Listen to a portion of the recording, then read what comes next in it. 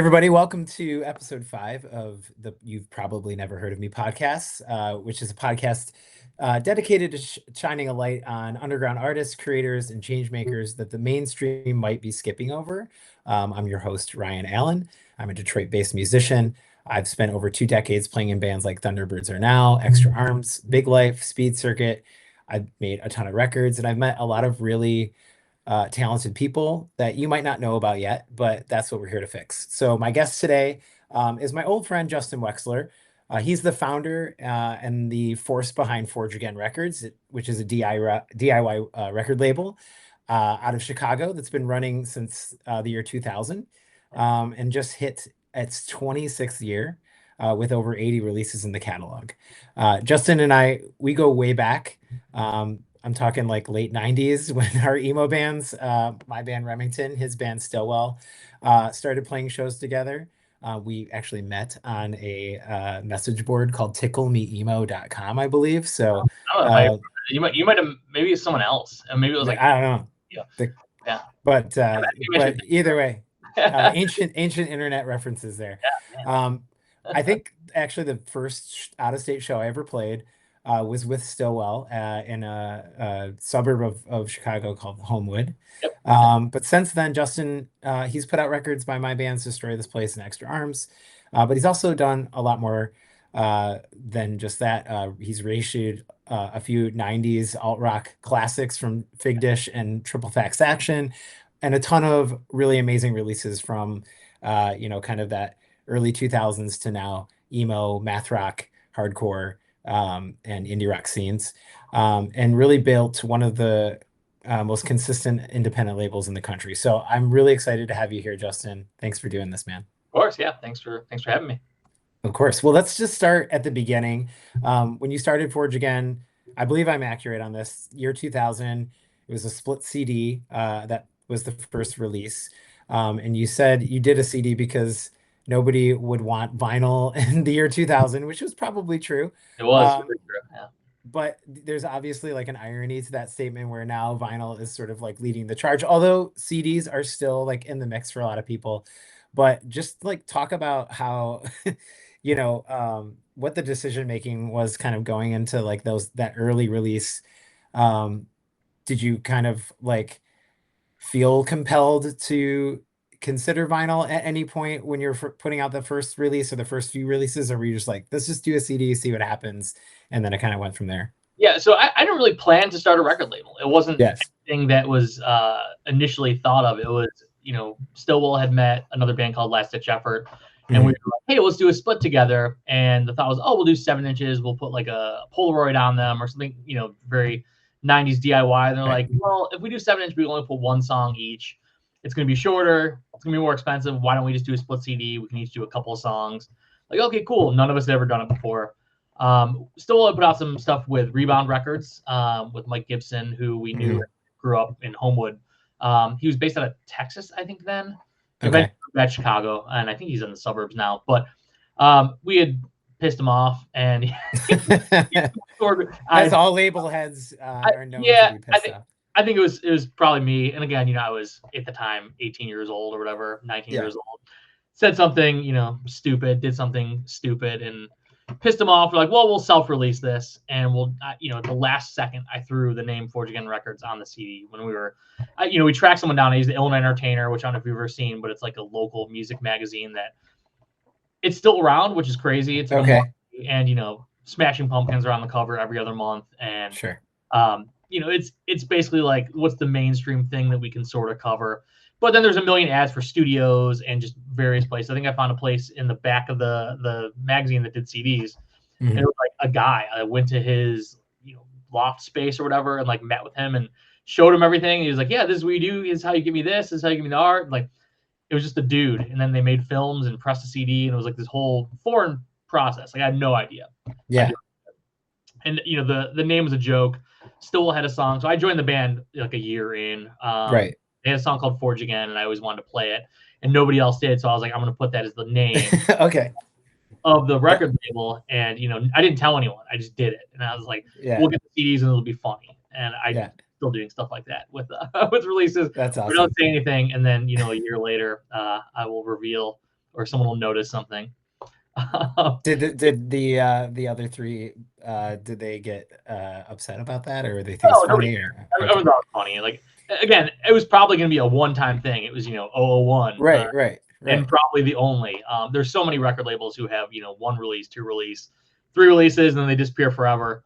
And I Yeah. guess somehow I accidentally went the opposite route. I don't know.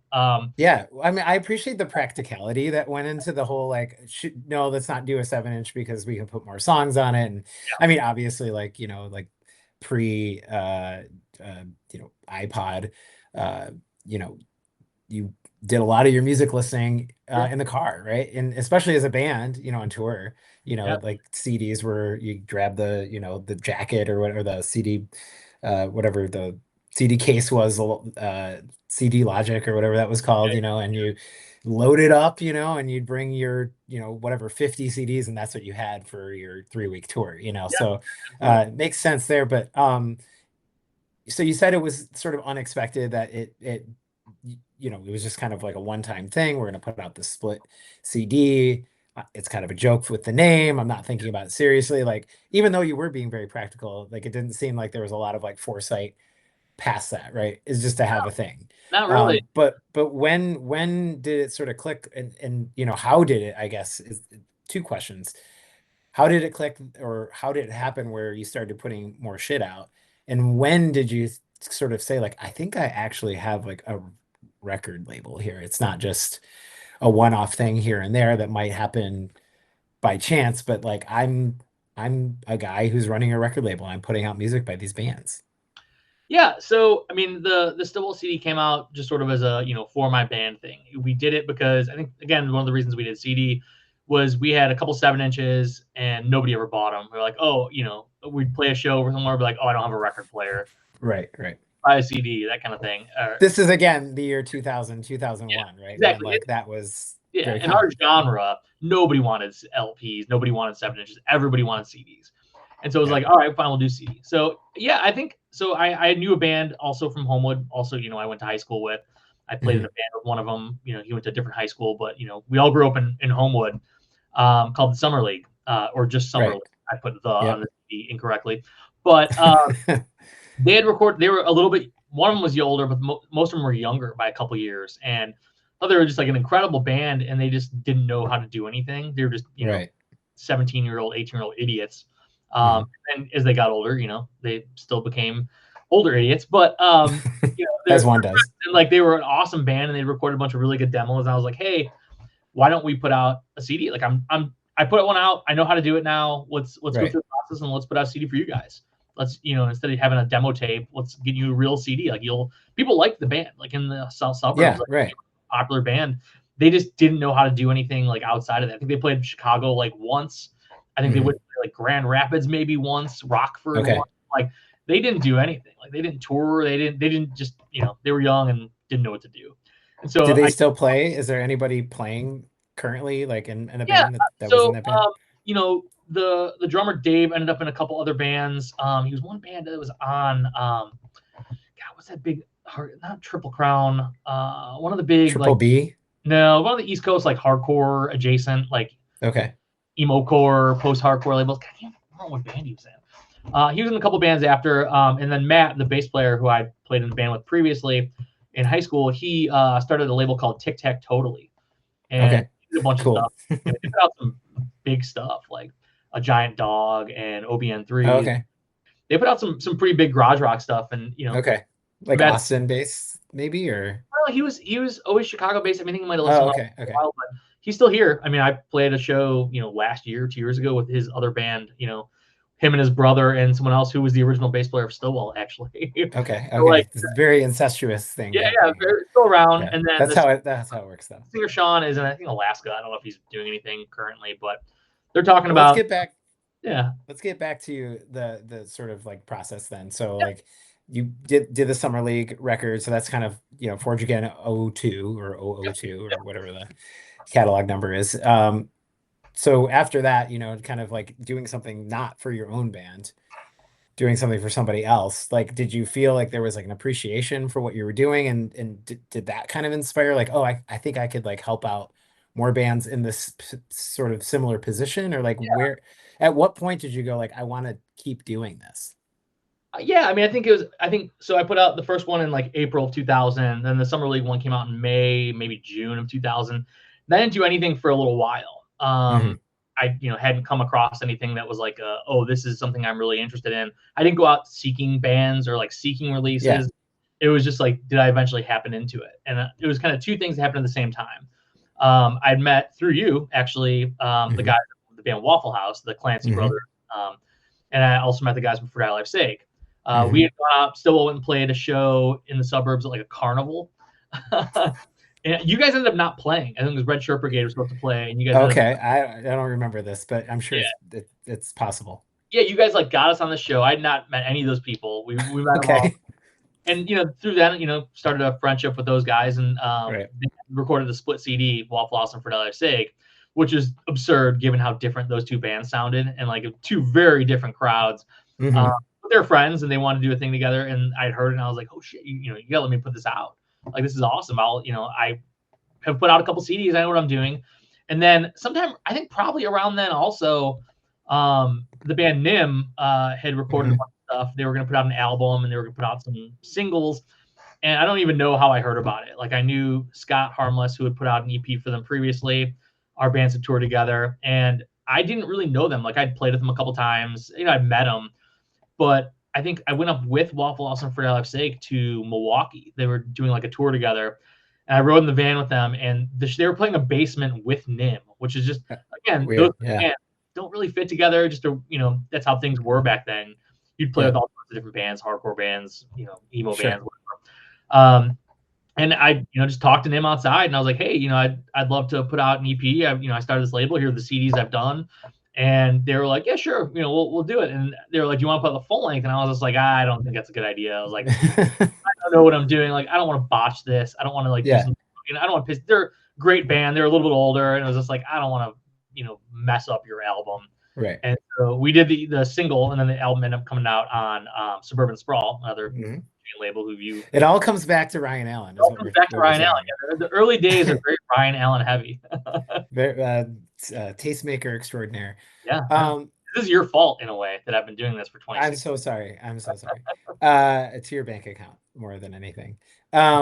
So was there a release that you put out where you're like, okay, like this is like legit? I mean, there's kind of two like eras of the label. I kind of think, or maybe there's more than that, honestly, but like the reissue stuff aside, which is a whole different ball of wax. Like in that early, like, let's say the first 5 to 8 years or whatever, was there like a release where you're like, okay, I'm sort of past the like helping out friends or maybe stumbling upon a band or whatever it might be, where it was kind of more like nonchalant and informal, to where it's like this like actually landed with people, like people, I'm getting demos now. Like, was there a release or a time that kind of like shifted for you? Yeah, absolutely. So, I mean, obviously it was never any of the Stillwell stuff. No one cared about that. But for Dire Life's Sake stuff, people went fucking crazy for. Like, all over the country, all over the planet, really. People were excited about For Dire Life's Sake stuff. I did that split. We reissued their first EP again. Like, those were kind of out at the same time in 2002, 2001. And we did their full length. And it sold really well. Like, people were interested.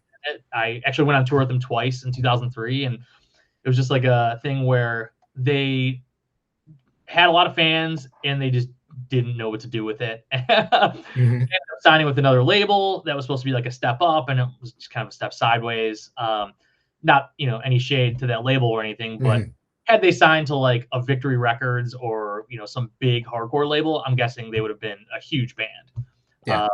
Just never kind of worked out. But yeah, I feel like that was when stuff got kind of busy. Like, I was getting a lot of orders, and I was getting a lot of distributor orders, and people were sort of started taking it a little more seriously. The Hugh Corrupt stuff, same thing. Where like grindcore bands, they're one of those things that people really like the genre, and they like a very specific thing. And you probably buy like all of it, right? Because it's like you're so committed to it, and that the intensity or whatever, like it gives. It kind of emits is like kind of hard to find with other genres, I think. And so if you like some of those bands, you probably like all of them. right? I mean, I don't Yeah, know. That's yeah, kind of out of my absolutely. wheelhouse, That's, but I mean, not necessarily for me. Like for me, I was never a big hardcore guy, never big grindcore guy. I thought they right, stood out, like they were different. Again, friends with them as well, but like I probably knew them just sort of, and before we started working together. right. Those things were like they had more of a broad appeal because they were hilarious. Everything they did was really well put together and just goofy, and they didn't take it seriously. They weren't a business. The whole thing was their corporation, but they did not take the band as like a business. They were like, we're fucking guys having fun and doing this, and not trying to be rock stars or right. Like they were just dudes. So Yeah, it's fitting with like sort of the DIY aesthetic that you exactly. maybe were knowingly or unknowingly participating in at the time, For just sure. Yeah, doing it out. they never like expectations. Like that's the thing is Right. a lot of the bands I worked with early didn't have like big expectations. And that's great because I was trying to figure out what I'm doing. I didn't have any big expectations. Like I never had the idea of like this is going to be my future, is I'm going to run this record label. Sure. I never at any point tried to make it my job. Yeah. The finances were very messy early, where like I would just spend my own money and everything.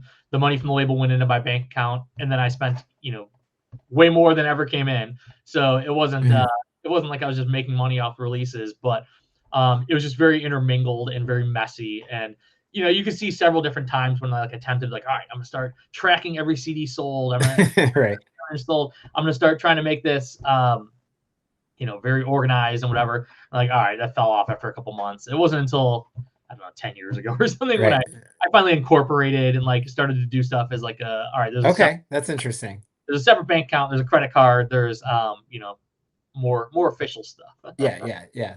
Well, so as you became more official, like even before that, were there other labels or people that you met along the way that were influential to you? Were you trying to kind of like take inspiration from, or just like kind of watch what they're doing to just kind of like keep an eye on like a possible roadmap for you to continue to put stuff out?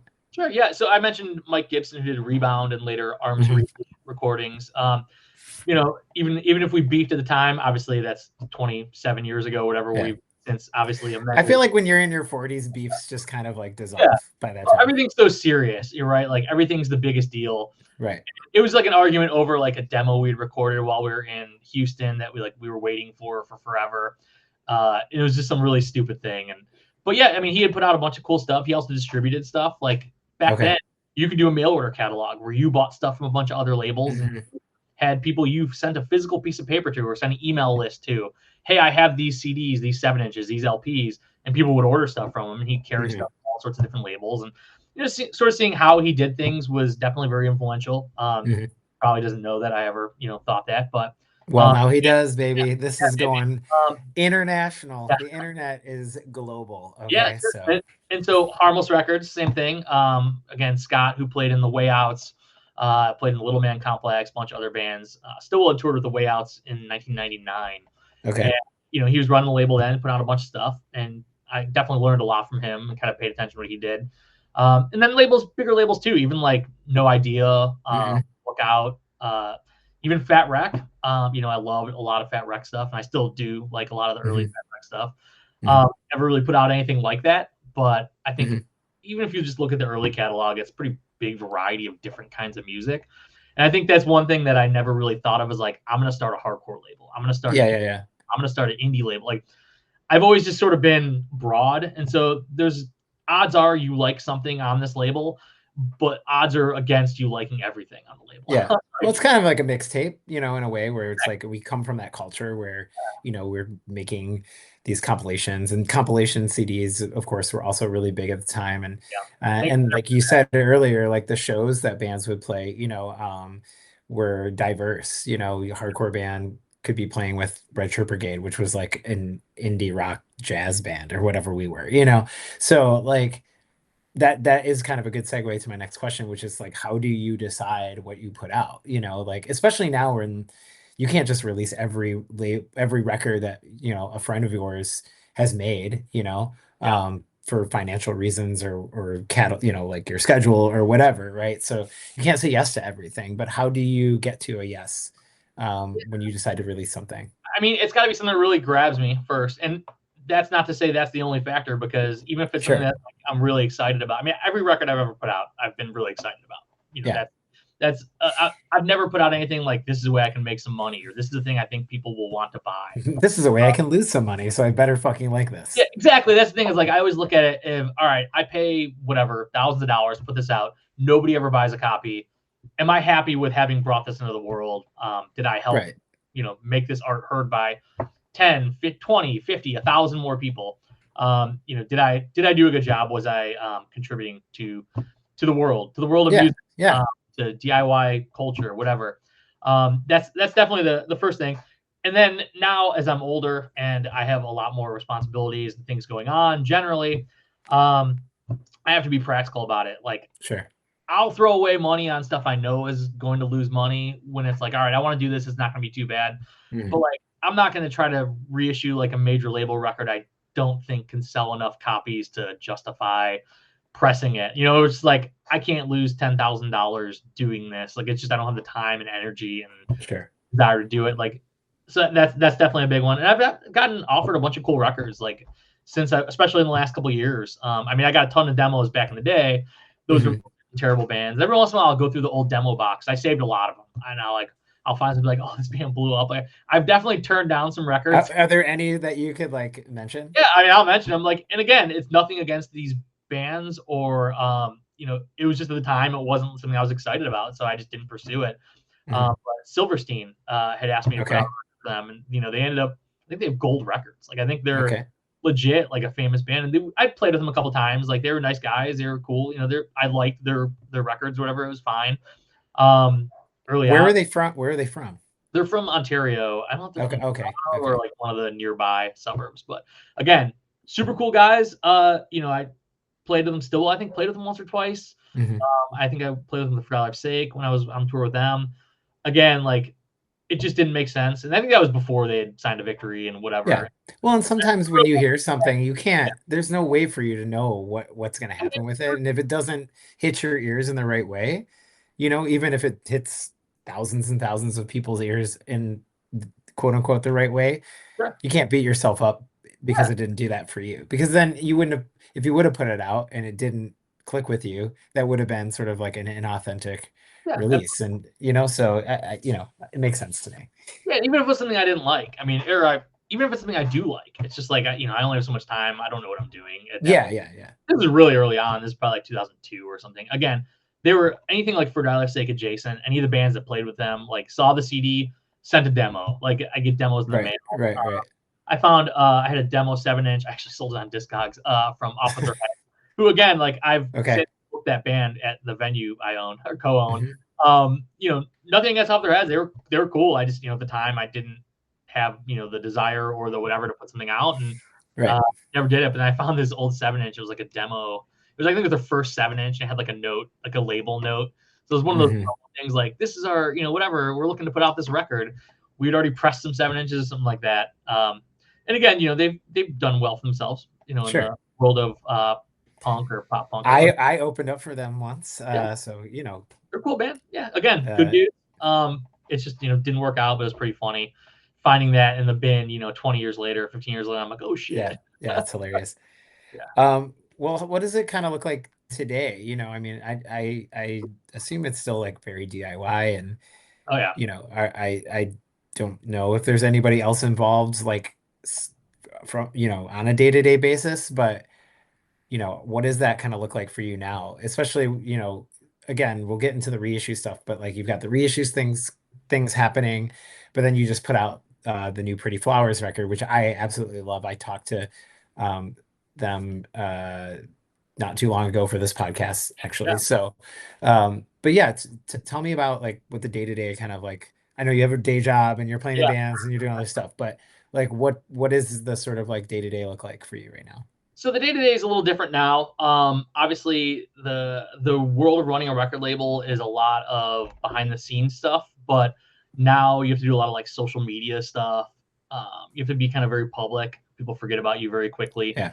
I know, you know the drill. Like, you have to create content. I'm aware. Yeah. It's just like, I'm never going to do this. Like, if you look at the Instagram, our label Instagram from a year ago, like, I'm posting once a month or like once every per week. You definitely dialed it up, you know, Yeah, in new release. All right. celebration. Yeah. You So know? I hired Hillary, who she does the social media stuff for X-Ray Arcade, which is the Oh, venue. okay. Okay. Right on. Yep. She freelances, has her own company. She worked for a couple other bigger venues and then started her own thing. And so I hired her. I was like, you know what? I want to start doing more with this. I want to start pushing releases better, running ads more consistently, just, you know, helping get things out there, right? Like it's different. You can't do as much word of mouth. It's just kind of a different world, and unfortunately all these social media platforms are terrible, and they basically don't let people see your stuff unless you pay for it. And so it's just like, I feel like I could get, you know, there's 1,000 Fig Dish fans out there who would buy this record. How do I get those 1,000 people to hear about it, that it exists, right? People are constantly, you know, a year later, this is on vinyl, I had no idea. It's like, what, you know, what more can I do? Yeah, right. Yeah, Hillary helps with all the social media stuff. You know, she keeps me to task. She will Okay. all right, here, she'll build out a schedule. Like, here's, what do you think about this? And we'll, you know, we'll meet every week and talk. Like, I don't really want to do this. Like, I'm not comfortable doing skits. Like, I don't, that's just not, like, talking, whatever, honestly, is fine. Yeah.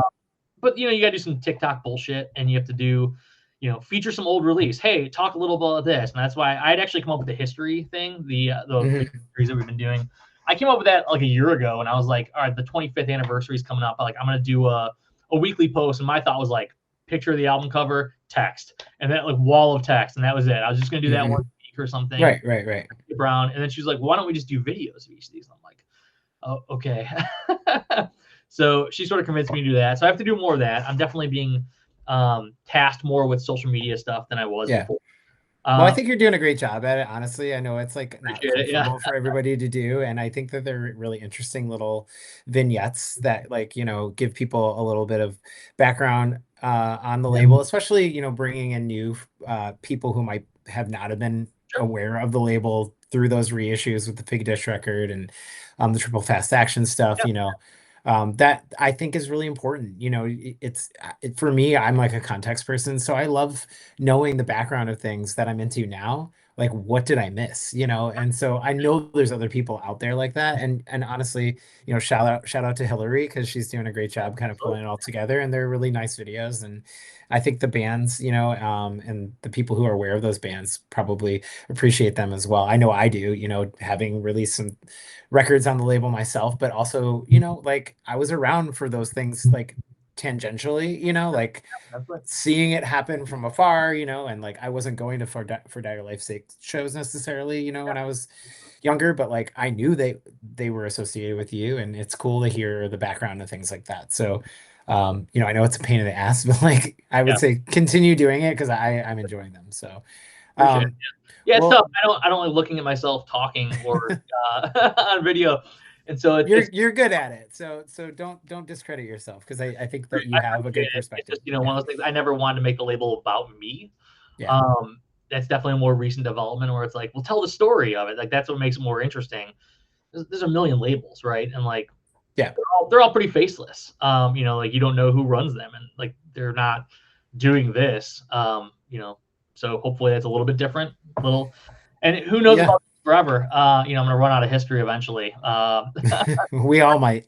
But yeah, no, I think that it's like definitely deserved, you know, in terms of like giving the flowers to these bands. And I do want to talk about that in a minute here, but I'm curious, like, you know, now that it's been 26 years, the music industry was completely different in 2000. You know, CDs were king, there was no streaming. You know, MySpace hadn't even happened. Like, now we've got, you know, Bandcamp and or wait, was MySpace? No, it wasn't around then. But 2000s, it was right around the corner, you know. But like, you know, now there's so many different ways for people to hear music and consume music, and our attention span is all over the place. Like, what's kind of the hardest thing, would you say, to navigate kind of from where you started to where you're going? And or maybe the better question is like, what's the biggest shift that you've had to navigate? Maybe it doesn't have to be difficult, but like, you know, yeah, like, give me your kind of like strategy for navigating the changing times that we live in when it comes to music and how we consume it. Oof, yeah, I don't know. It's tough. It's tough to say. You know, I don't personally like using a streaming service. Like, I don't use Spotify. I have Apple Music that came up with my phone subscription, but I mostly want to like curate my own stuff. I'll, I have a million MP3s and whatever that I've downloaded and ripped from CDs and whatever, and try to compare myself. It's tough cutting through the noise, right? Like, you go on social media now and you'll see stuff from some bigger labels or bigger bands, and you'll hear about the same, like, everybody's top 10 lists have the same 20 bands on them. And it's like, that those aren't the best. There's a million records. How do those same 10 people all think the same records are the best ones? Like, that just doesn't make sense. Yeah. Like, there's so much stuff out there. Some of it, sure, maybe some of it is, but like, it's for clicks and it's for the engagement, right? Like, so if you put something in there that's like, everyone's gonna put Geese, and whatever. Geese, like, that's fine. Like, I'm glad everybody likes Geese or Wet Leg or whatever, but like, it's, there's so many. I find it hard to believe that you can't find a local thing or regional thing that is just as exciting to you as the thing being shoved down your throat. Sure. And I get it. I mean, it's just the way the world is now. Is people want clicks, they want engagement, they want to talk about the thing everyone else is talking about. It's like, the jumping on the trend thing, right? And so they want to talk about the same things, and then you get a little bit of coverage and it blows up into a lot of coverage. It's kind of random, it seems, but I mean, good for those artists. But it's tough cutting through all that noise, right? Like, trying to get Stereo Gum to care about your small band who plays 100 cap rooms. Yeah.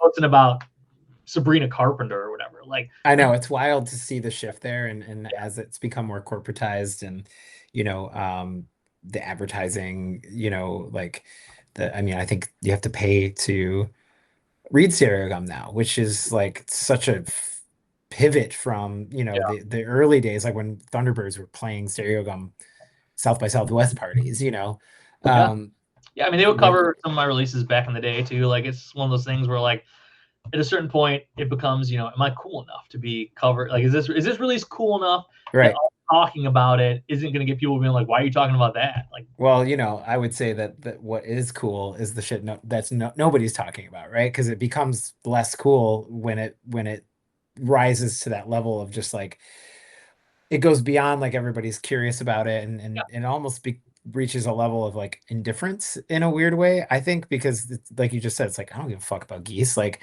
I'm the same way. It's like, oh, this is really popular, I'm definitely not going to listen to that now. And side note, I think the singer of Geese sounds like Adam Sandler, and if you think that, I comment on this post or something. But I'll admit to not totally having listened to it, but like, anytime I've heard it, I'm like, that's not for me. So yeah, I don't need to like everything, and I don't need to listen to everything. There's just too much. Like, aside from the label stuff, just I'm always finding new stuff I missed, right? Like, there's just this world of music, and that's what's really different now, is you can find everything. Oh, even absolutely. Obscure bands, demos and stuff. There's a lot of that going on where, like, there's some kid out there discovering Remington. Like, it's probably, sorry, kid. It's true. Like, people took a wrong turn. People are digging up and like finding really old stuff that was obscure, was never popular, and some of that stuff blowing up and becoming popular now. And it's just this really weird, like, cycle of cycle of life, right? Like, it really is. Yeah. Nostalgia, and this kind of is a good segue into the next question here, but nostalgia is a very complex kind of like concept, because it in some ways gives you that like comfort, where you're like, oh, this is like this thing that I loved, and like I've aged and I've got all these responsibilities now, and I'm like, not only just nostalgic for this music, but I'm nostalgic for this time in my life when I didn't have to worry about all these things that I have to worry about now.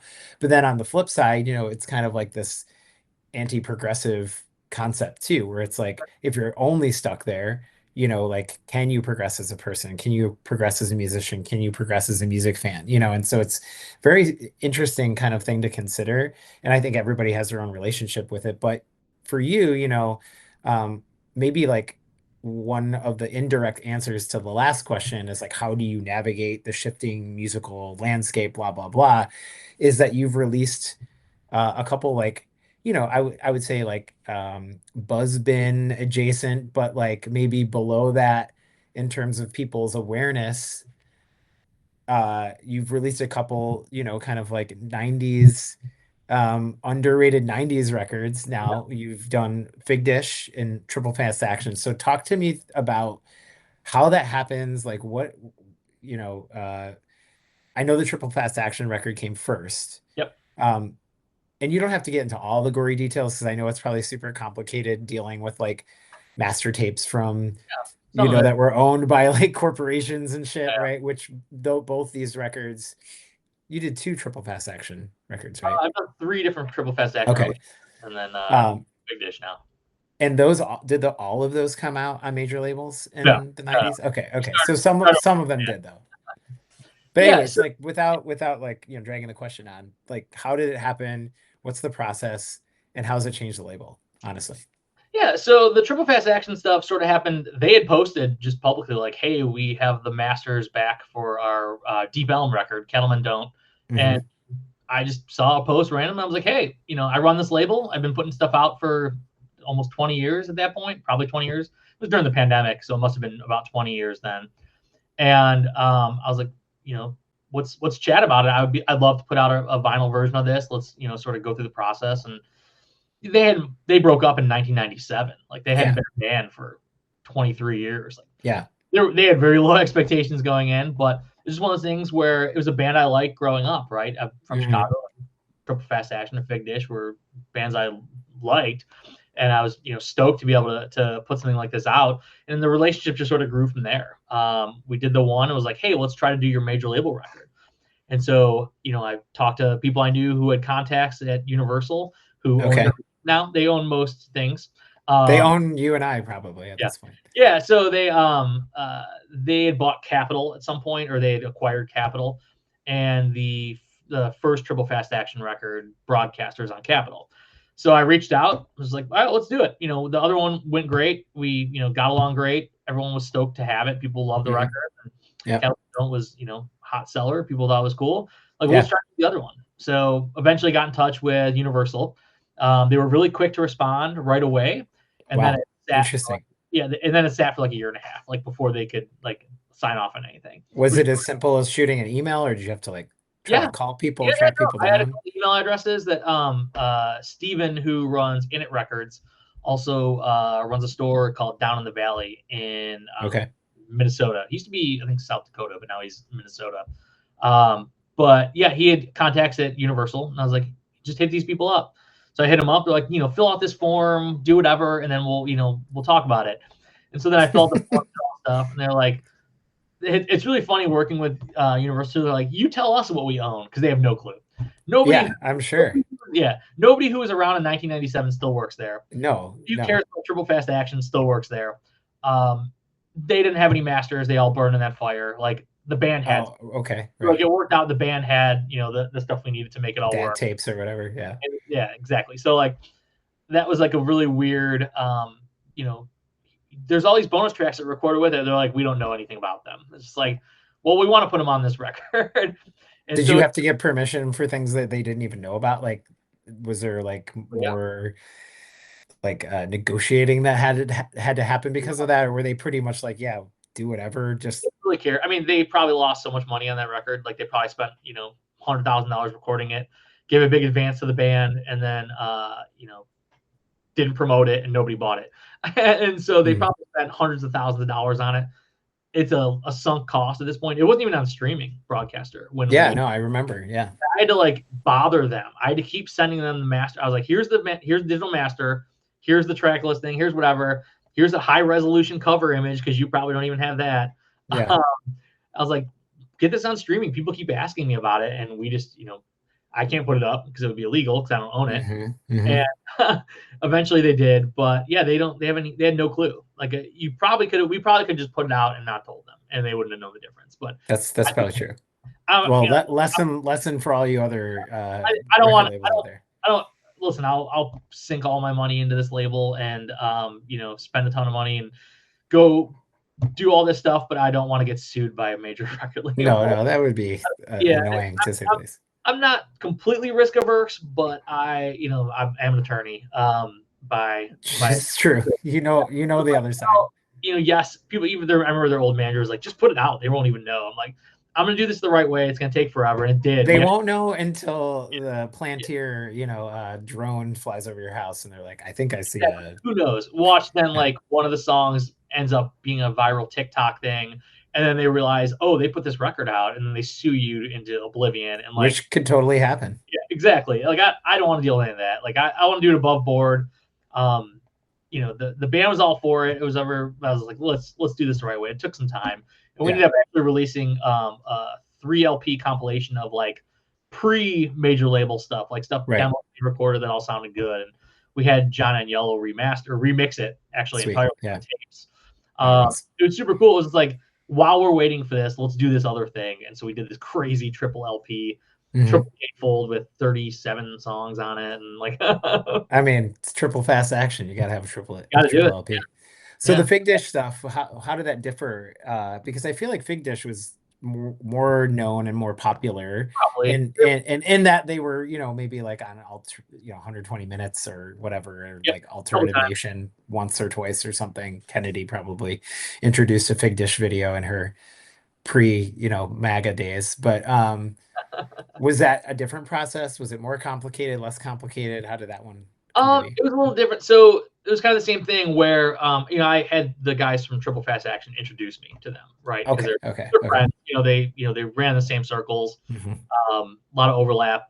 They played in other bands with each other and stuff, and just general friends in that like 90s Chicago whirlwind of label signings. Verkasalt. Yeah, exactly. Yeah. Like I think post Nirvana, every band in Chicago, post Smashing Pumpkins, like every band in Chicago got signed to a major label. Chainsaw Kittens. Yeah, it's just like the super weird. I mean, I was a little too young, right? So like this is all happening. I'm like 13, 14. Right. This is like Lounge Acts era of Chicago. A little before my time. Like I was familiar with the bands, but like I wasn't involved in the scene, right? Right. 21 and over clubs. They were all in their 20s, and I think they're probably like 10 years older than me. Sure. So like they were doing like what I was doing in my 20s when I was like 12. So right. So yeah, it was just a thing where we got introduced, and again, we were like going through the formal process, like let's reissue your albums. And in the meantime, we were like, we know you have all this unreleased stuff, like the stuff that you recorded, after you got dropped before you broke up. You had a bunch of songs, and like they were kind of floating around on the internet. And I was like, well, let's get the real masters and like let's put a record together. And we were gonna do, I think, a double LP of like everything.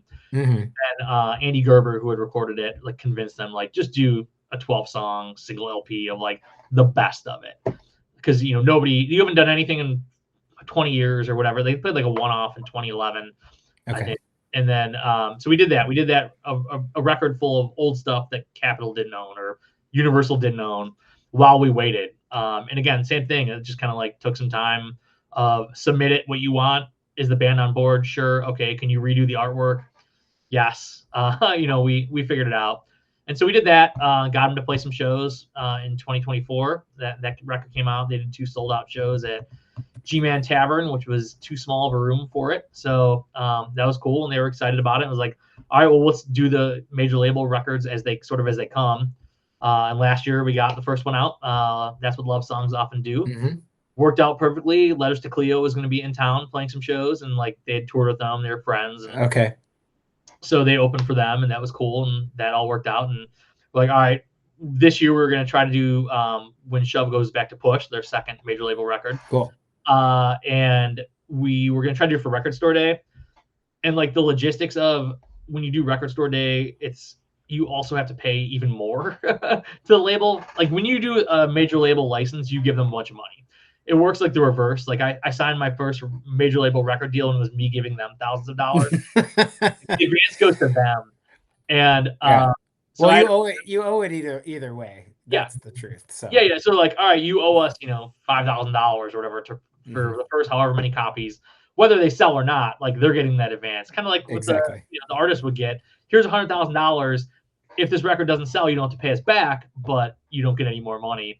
It's kind of the same thing where like I'm probably not sending Universal more than the initial amount, but so when you do Record Store Day, you have to pay even more.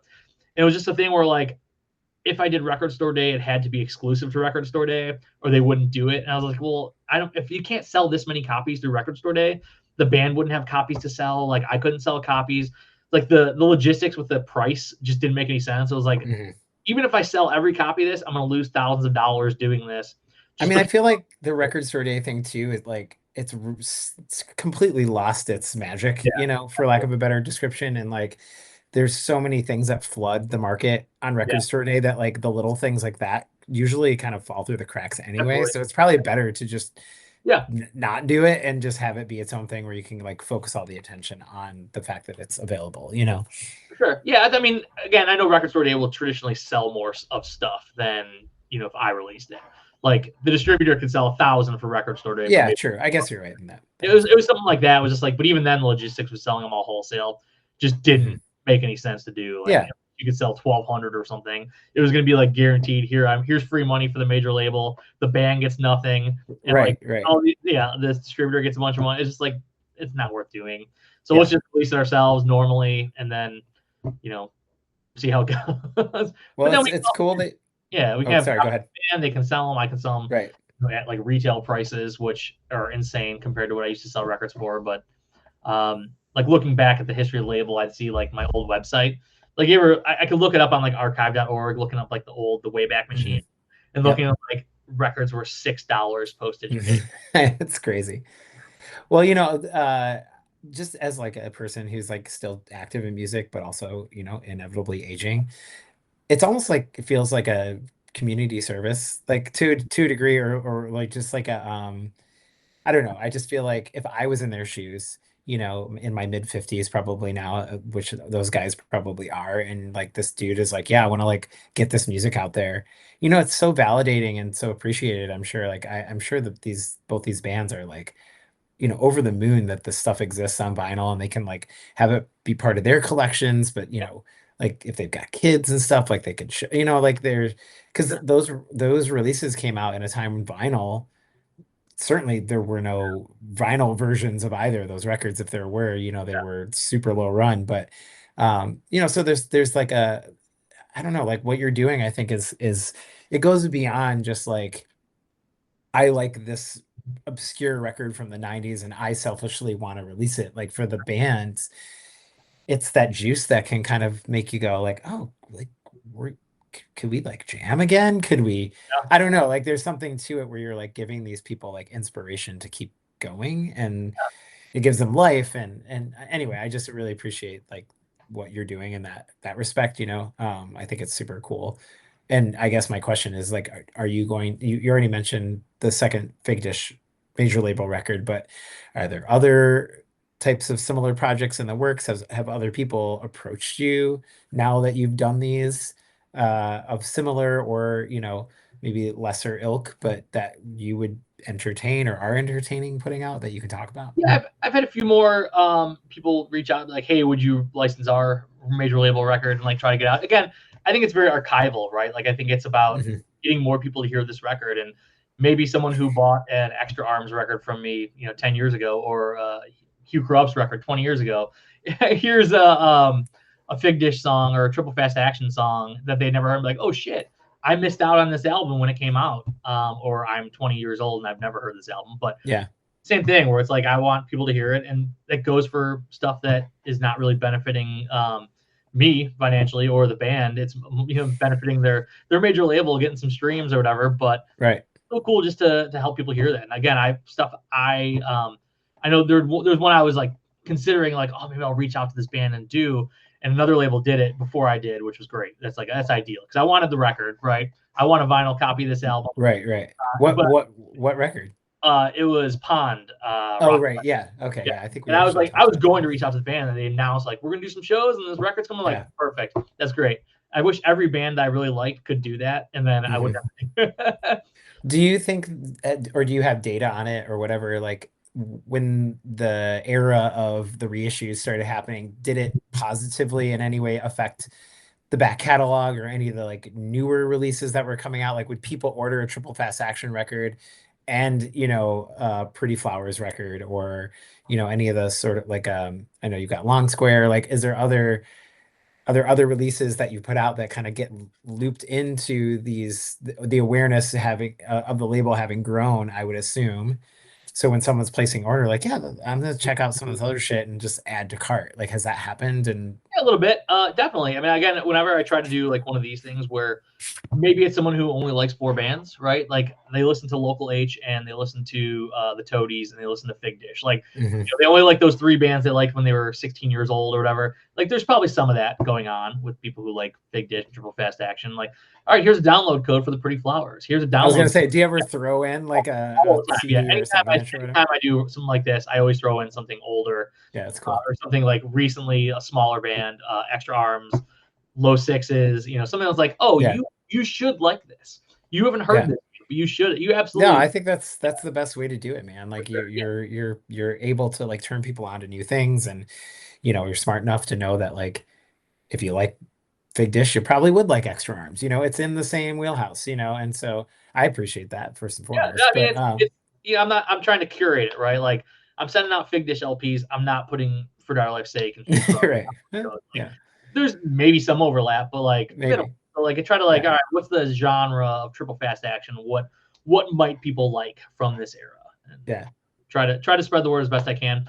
Yes, it definitely helps. Like there's people who now are following the social media and getting the emails and getting the Bandcamp updates about these other records, and maybe they check them out and say, oh, this is cool. Well, I hope they do, because there's a lot of great releases on the label that aren't necessarily, and we'll talk about that in a second. But I want to talk about your bands, because you've mentioned Stillwell a few times, and that was the band that you were in when we met, which was kind of like a emo adjacent, but then sort of like turned more into like a kind of like I don't know, like obtuse kind of like screamy kind of complex thing. But Hot Bagels, Pink Guys, The Feet is kind of what you're in now. You play guitar, bass, drums, like you've played all the instruments in all these bands. But like what I'm really curious about is the fact that you play music. Like how does that influence your role as a person also putting out music, like, and if it does in any way? I mean, I feel obliged to like put my own records out, right? Sure. It's great when someone else does, but it's one of those things where I have this sort of the means to do it, and the knowledge, I guess, the skill set to do it. I know how it works. I can make it happen easier. I don't want to exclusively put out records for my own bands. Like I had a long stretch where I didn't put out anything from my own bands for like many years. But yeah, it definitely, you might as well, right? You're doing all this other stuff for other bands. Why not? Yeah. No, I mean, you've created, you're kind of like, process, to putting these things out, and you can just like, okay, we've got this thing, and I can plug it into this thing that I've been doing for 26 years, and I know how to make these things happen. But do you think like the fact that you can put yourself in the shoes of the artists, like especially when you're like dealing with people who like went through the major label experience, like a Fig Dish or Triple Fast Action, like do you tell them you play music? Do they feel like more comfortable with you knowing that like you understand how tough it can be, I guess, to like be in a band and try to put music out and get people to pay attention? Like, is there any crossover there? Yeah, for sure. I mean, I'm always very skeptical of people who like just started record labels and didn't play in bands also. Like, what are you doing? I'm skeptical of people who write about music and have never played music. So it's just really weird. I mean, I guess that's a little less weird to me. I mean, running a record label is a lot of logistics work. It's like a lot of busy work. It's a lot of managing budgets and timing things, and doing data entry and just other stuff that's not too different from playing music, though, honestly. Like, I mean, there's a lot of crossover. It's hard to be creative, right? Like, sure, I get creative outlet. I love listening to music, like creating music. I know you're very prolific as an individual, and you put out just so much stuff. Like you're constantly writing songs. I've always worked better in a group setting. Like I've never said, here's the Justin solo album. I've never have any desire to do that. Like I've had ideas for like little things here and there, but it's always like working with like a creative partner or partners. Right. Like Stillwell didn't exist as a band where like someone wrote a song and here's the song. And we was like, here's a part I have, and we push it out for 2 hours and like come up with a song. Like, and that's sort of every band I'm in. The Feet's kind of the same way. Like Craig will come up, here's like guitar parts I want to do, and then we, figure out our own stuff and mash it together and try to to get through it and write songs and just try to create music and put into the world. And I think I have the perfect expectations of what that is. Like, I'm realistic about, I know our band isn't going to go on a 4-week tour every, Right. 3 months, and we're not going to sell thousands of copies. It's just like, we want this to exist, and let's try to do it in a way that makes sense for everybody.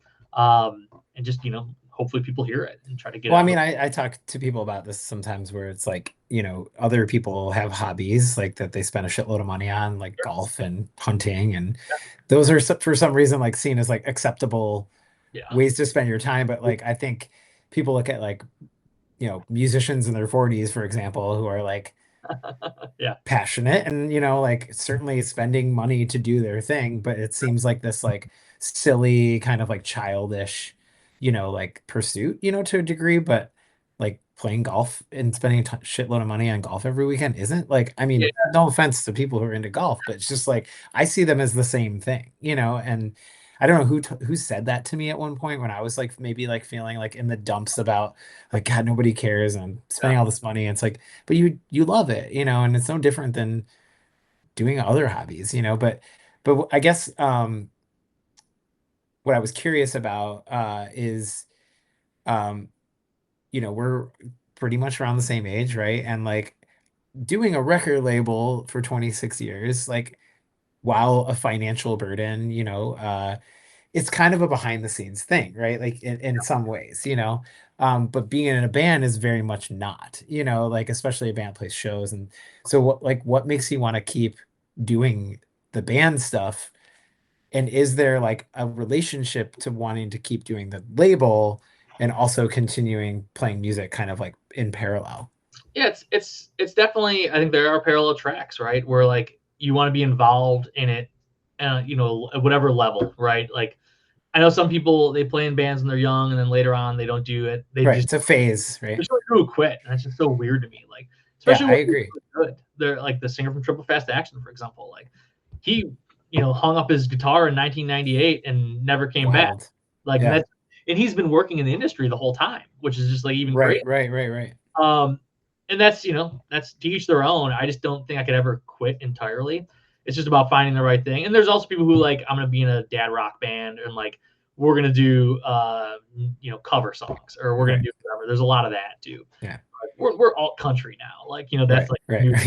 right. We're the approachable Yeah. version of Yeah, I was in rock and screaming roll. hardcore bands when I was in my 20s and Right. 30s. Like, Now I now, have a beard. yeah. Yeah, I think just, creating music and being involved in the world of music is just exciting to me. And again, I don't harbor any expectations that my band's ever going to go on some massive tour Sure. or a stadium or, any of that stuff. Like, that doesn't matter. I want to play shows that, I like the band's playing, and Hmm. have a good time and meet cool people in other places, and kind of be out in the world and doing things. I feel like that's like the way I experience the world a lot Right, right. there, Yeah. was touring and just sitting in a van and going to every shitty city in the country, and Hmm. seeing all the different parts of the world that are not really that different than the one you live in, but just kind of being out there and being part of that world. I saw so many countries and states Hmm. that I never would have gone to. Like, why would I Yeah. have ever gone to half these places? Yeah. And it informs your identity and your ideology too, right? Like, I mean, there's so much that I think people don't even think about when it comes to like how traveling and playing music and like, you're sort of in this place for one day and then you're in another place the next day and it's you're transient, right? And in that transient experience, you're able to learn things about different cultures and you eat different food and it's unfortunate that like uh people are not really like financially able to do that all the time just like in general. I'm Yeah, like you're kind of stuck in your hometown, you never leave, and yeah, for you yourself and for me too, I mean like our like the way we see the world is informed by those things that we started doing in our teenage years and still continue to do. And I feel like sad for people that don't get to have that experience. Like there's certainly people who don't want to, but there's other people who do that like are systematically kind of held back from doing so. And so I think you could probably agree. Like I feel like super lucky to have done some of those things. Like I know yeah, you went to Europe with Child Bite. yep, I was able to go to Europe a few times and play music, and especially when you can do something like that, you're like, it really blows your mind. You're like, oh wow, like the world is gigantic, and there's so many different, and especially in Europe where you could drive 4 hours in any direction and be in a completely different place with a completely different language, culture, whatever. It's a pretty wild experience, but I'm very glad that you've been able to do those things, because those are the people that I like to surround myself with, people who have experienced life, but we're getting close to the end here. So I do want to ask you, a big part of this podcast is shining a light on things that, maybe didn't get the attention that they deserve. And so are there releases that you've put out that you feel like just never really like got the attention that it should? And I know that's like a very nebulous question, so don't like get me wrong here. Like the attention it deserved is like, what the fuck does that even mean?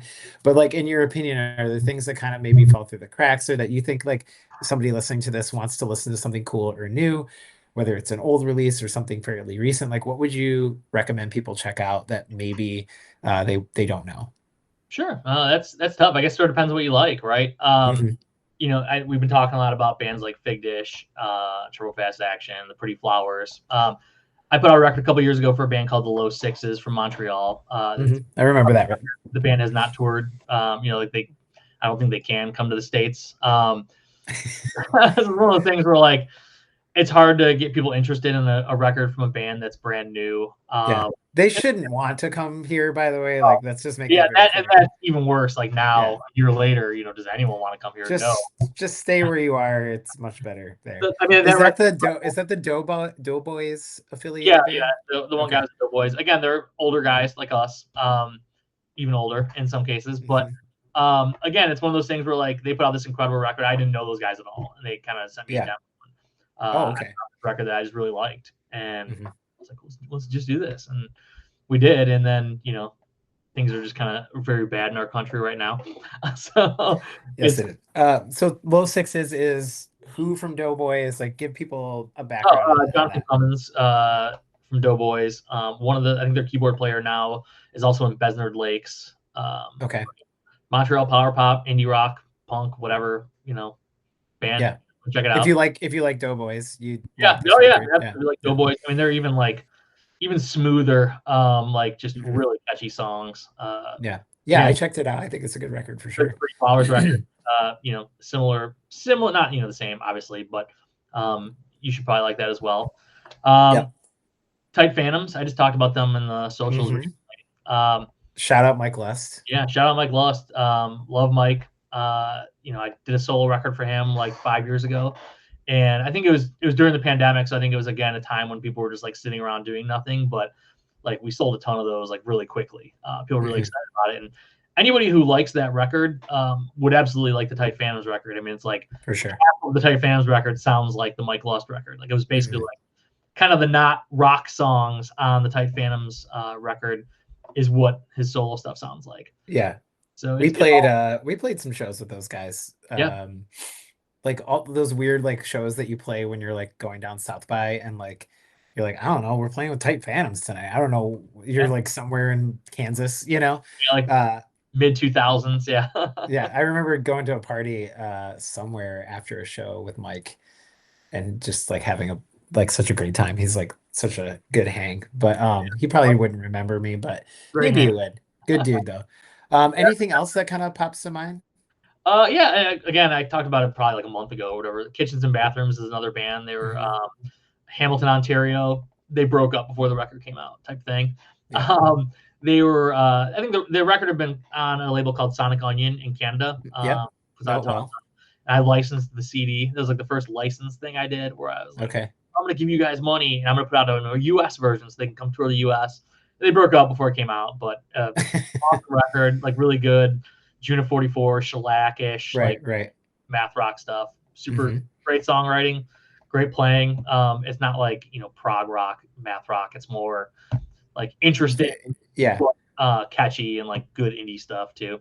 Cool. So that's another one. All right. Well, there's a handful. You can Google or search in other ways. Yeah, go to the Bandcamp.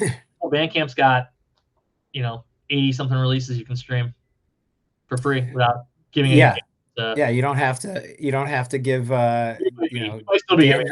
who knows? Daniel Ek doesn't need any more of your money to build, AI war machines. So fuck you, Daniel Ek. Not a shout out to Dan. We'll shout out Hillary. We can Yeah, shout out Mike Lust.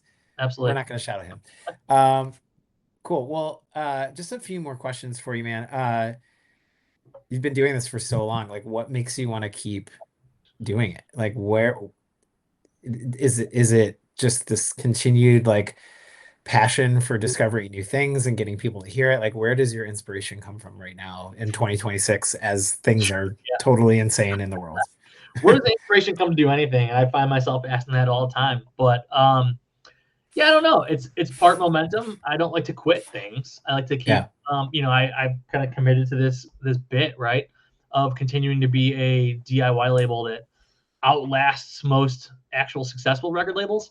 You're doing a good job. I'm trying. It's not something that's going to bankrupt me or anything. So thankfully, I can afford to kind of keep it going and continue to do stuff. And I'm not beholden to anybody, right? Like I can decide I'm putting out one record this year, I'm putting out no records this year, and then the next year I put out 10. It's right. Yeah, it is helpful to have momentum and like to have things keep going. But I don't know. I think just creating and being part of the world of music, not the business side of things, which I don't particularly love. I mentioned earlier I co-own a venue. Again, like it's very like artist focused and talk about your venue real quick because I think people should know about it. Again, I got suckered into this in 20 to co-owning the X-Ray Arcade in Cudahy, Wisconsin, which is just right outside of Milwaukee. 300 cap, all ages venue. It's a great place. I've had the pleasure of playing there. So. Everyone says it. Everyone loves it. We try to make it as friendly as possible. And there's 8 owners right now. We had 10. I got suckered into sort of you're gonna be like a silent partner, just invest some money. And you're like there every other weekend. Then it became like you're the talent buyer now, and also you have to do this, and this, and you're sort of in charge. And then we've grown thankfully, and we're able to hire people, so I can be less day-to-day involved, but still there for the big stuff and kind of in there. And again, it's one of those things where it's like the business end of it is not the fun part. It's the relationships and the art and kind of creating and helping put on cool shows and turning people on and making changing people's lives, right? Like I was very heavily influenced by going to DIY shows as a kid and going to Fireside Bowl and doing stuff like that and like playing with Fall Out Boy, booking the first ever show accidentally. Oops. It was just one of those things where it's just like, sorry, Fall Out Boy is my fault indirectly. I did it. I don't hold it against you. The Fall Out Boy, they have like an archive team who always wants to ask me questions about stuff. I'm like, yeah, I'm sure. Honestly, like it was the one guy who hasn't been in the band since like very early on messaged me because we went to college together and like someone gave him my number and said, hey, can we play this show that was Stillwell headlining with Exam and Blindfold Parade? It was like a VFW hall situation. It was on campus. Okay. It was like a weird like old building that we got for free or whatever. It was just like a random thing, and it happened to be a band that became super famous. It happens, right? Yeah, I never got offered to put out that record, so that's okay. And I would have turned it down. So maybe when Patrick Stump makes his solo record, maybe it'll come your way. He was wearing a Hugh Corrupt shirt at one point last year on stage. I do remember that. I thought I saw some pictures. The same thing I did. Like we know a lot of the same people. I'm not. Yeah, I mean their drummer still plays in like hardcore bands and shit. Yeah, I think to this day, right? Stillwell played with. He was a man called Kill the Slave Master that Stillwell played with 3 or 4 times probably. Yeah.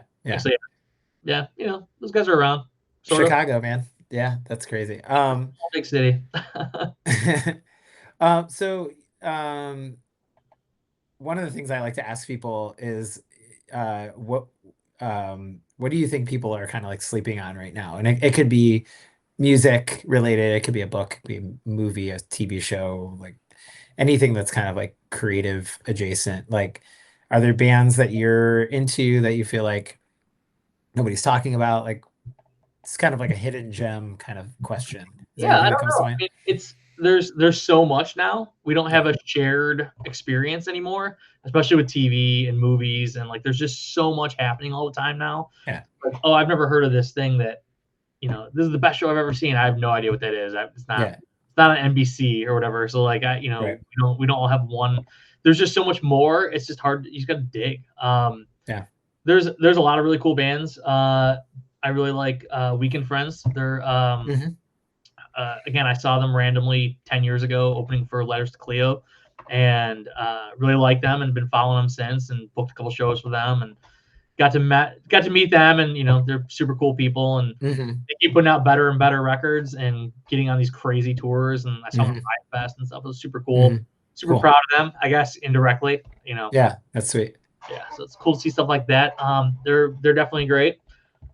There's some bands that had like a run where they were popular for a minute and then kind of dipped back down, like Cloud Nothings. I really love. I'm sure you're probably a Cloud Nothings fan. I'm a fan. Yeah. Yeah, but they were so prolific during the pandemic, and they just put out they did like an EP series where every month they had a new EP, and it was just like banger after banger. And yeah, I feel like they had like their moment up, and now they're kind of just they're hanging in there, but very prolific. I'm always very into, and I know John Davis, same thing, where like he's just so prolific and just keeps cranking out amazing records. Obviously, Super Drag's great, but his other bands, Lisa Memory, and his like solo stuff is all awesome too. Really like. Agreed. Yeah. Yeah. Cool. Awesome. Well, obviously, anyone listening to this, go check those Yeah. bands out. Weekend Friends. I think Extra Arms were supposed to play with them, and then the show got canceled. I don't know. I can't remember. I can't remember anything anymore. But I can definitely vouch for Cloud Nothings and John Davis to pursue checking out their records. So, all right, man. Well, we're at the end here. As the last question, you're stuck in an elevator with it's Justin and some rando, and it comes up that you own a record label. Like, why? Like, what's your elevator pitch to that person? Why should they go and check out? Man, I don't know. I'm very bad at pitching. I think that's probably why I'm running a DIY label 26. Hey, that's okay. The sales portion of it's always been a struggle for me.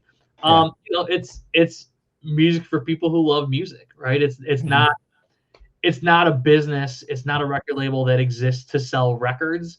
It exists to increase awareness of these artists that I think are really good, and I really love and want other people to hear. Yeah, no, I mean, I think like, and I think it's going back to like our experience, kind of coming up in like the 90s, and things were so like there wasn't a lot of boundaries, even though it probably felt like that to an extent to people. I mean, I remember playing so many shows in these like weird pop bands that I was playing in or whatever, and you would play a show with a ska band, a metal band, a hardcore band, and a pop punk band or whatever. Like you would do they would there would be so much variety and so many things for people to kind of like chew on and decide like, I'm here and I'm getting exposed to all these things.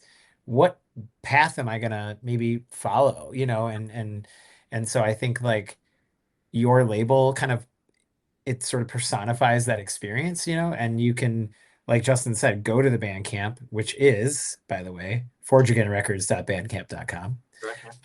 And really click on anything, right? Like just randomly, like, have your finger pass on your screen and then land on something, tap on it, press play on the first song, and it's gonna catch your attention, whether it's something you end up loving or not. I think it's something that it is worth doing because you can discover something on Forge Again, maybe that Extra Arms record or Destroy This Place record or whatever you want. That you're gonna be surprised by at the very least, and there's a lot of great history there and cool new music still coming out. So